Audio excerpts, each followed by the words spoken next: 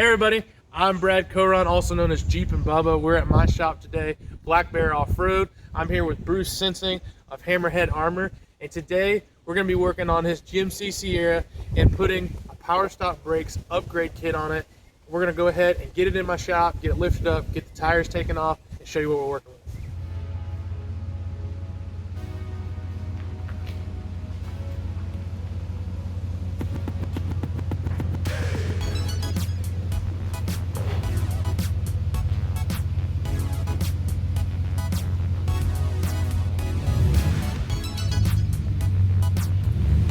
All right, we have all our parts laid out here. This is the Power Stop Extreme Z36 kit. So basically we have zinc coated rotors, front and rear. We've got some front calipers. These are powder coated red, so they look really, really good. And then we've got the pads here. Some of the details, these are carbon fiber pads. What that's gonna do is allow to have a lot less dust on your wheels, and also it's gonna have a lot better bite overall. These are real quiet brakes. This kit's really good if you're going to be doing towing. If like Bruce has on this vehicle, he's got 35-inch tires, so it's a heavier tire. We want to slow that down. And one of the things we want to do is actually cool down the rotors faster. So the factory rotors you're going to notice are just smooth. On these rotors, they're actually cross-drilled and slotted. They're beveled edges. So what that's going to do is allow for optimal cooling.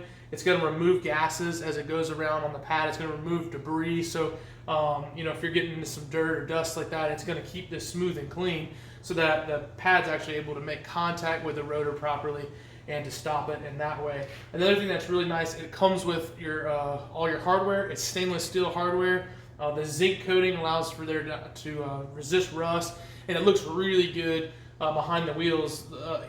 You've seen probably at a dealership before, on brand new truck, you'll see rusted rotors behind the wheels. Doesn't look good, so these are going to really look good behind there. That's kind of the basic information about this kit. We're going to go ahead and get it started and putting it on the vehicle and show you a little bit more details as we do.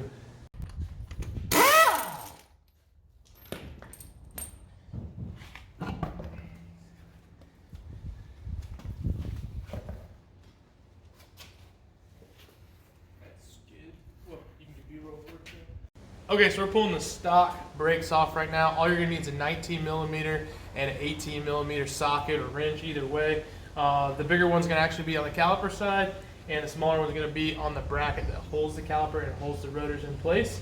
We're gonna go ahead and pull those bolts out and hang this caliper up. All right, guys, before you pull this rotor off, you're gonna need to pull out this T30 Torx, and it would be easier if you had someone either put your foot on the brake. If you don't have anybody, you can wedge a pry bar in here, and a little PV blaster goes a long way with this. So go ahead and get that out. And then we can pull the rotor off. All right, so I'm gonna go ahead and remove the Banjo bolt on the back side of the caliper here. It's an 11 millimeter socket. I know it's a weird size, but that's what it is. Once we get that off, we're just gonna kind of hang it up so we don't lose all the fluid, and then we'll go ahead and install that new caliper. Okay guys, I got the new caliper on. It looks really good in this red, and then we've got the new rotors on. We'll clean these up with some brake clean just from our fingerprints and grease like that. We got these all ready to go and install the other side. The really nice part, like I mentioned, is it comes with new stainless steel hardware. The caliper itself comes with new hardware if you get the caliper, and then the pads themselves come with new hardware. So they kind of doubled up on hardware, which is nice. There's new copper O-rings, washers for the Banjo bolts, so make sure you install those. Everything came pre-greased, and they actually included some synthetic moly grease as well, which you're going to want to put a little bit on the ends of the pads, your hardware and stuff like that. But everything was really easy to install, and definitely is an upgrade over factory.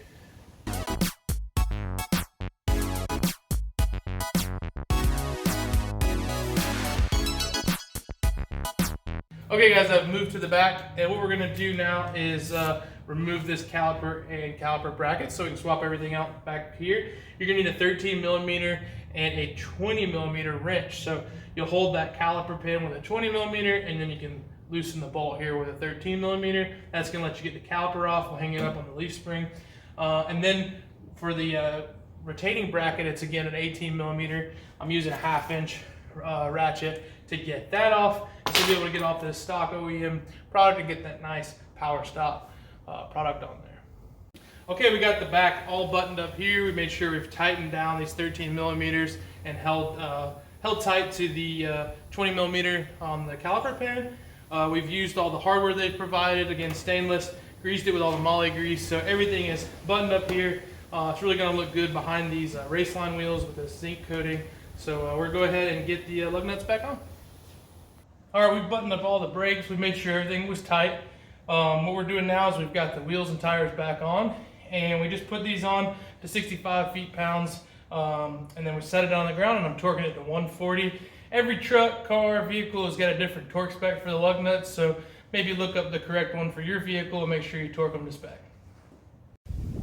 The braking procedure is critical to brake performance. The reason for proper braking is to establish an even layer of friction material deposited on the rotors from the brake pads, and it's very important that the initial layer of friction material is evenly distributed. So basically what they want you to do is 5 aggressive decelerations and 5 moderate decelerations, and what you want to do is slow down from 40 to 10 miles an hour and then slow down from 35 to 5. So 5 aggressive ones from 40 to 10 and 5 moderate ones from 35 to 5 miles an hour, and then give about 5 minutes to cool down your brakes in between that. Bruce is going to go ahead and demonstrate kind of what a deceleration would look like.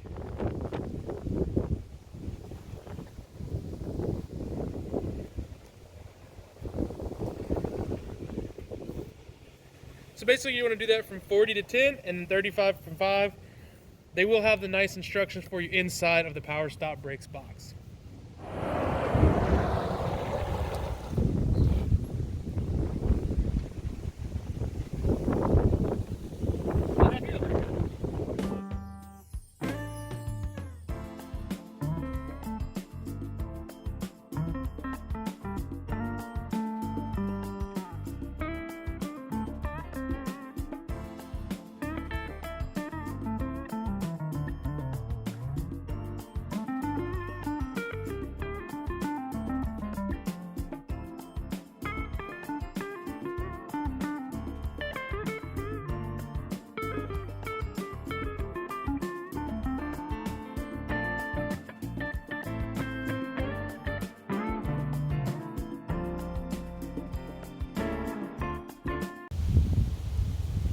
Alright, so we're doing a final wrap up here on this Power Stop brake install. Really a fantastic kit. Everything is there that you need to get the job done. It's a huge improvement over OEM. Definitely going to be able to help cool these pads and rotors down, whether you're towing or running a bigger size tire. I think it's a fantastic product. Bruce, you have anything to add to that? Great stuff. You know, we went out for a test drive. Everything performed flawlessly. And this was a very simple install. I mean, you know, the guys at home can do this in their driveway. Yeah, we did this today in my shop, but it's really something you can do at home with some hand tools. Nothing too complicated. There's a lot of good provided information in the box, and really think Power Stop makes a great product. Likewise. Thank you, guys. We'd like to say a special thank you to those that made this video possible. We'd like to say thanks for watching. Please subscribe and hit that thumbs up button if you liked the video.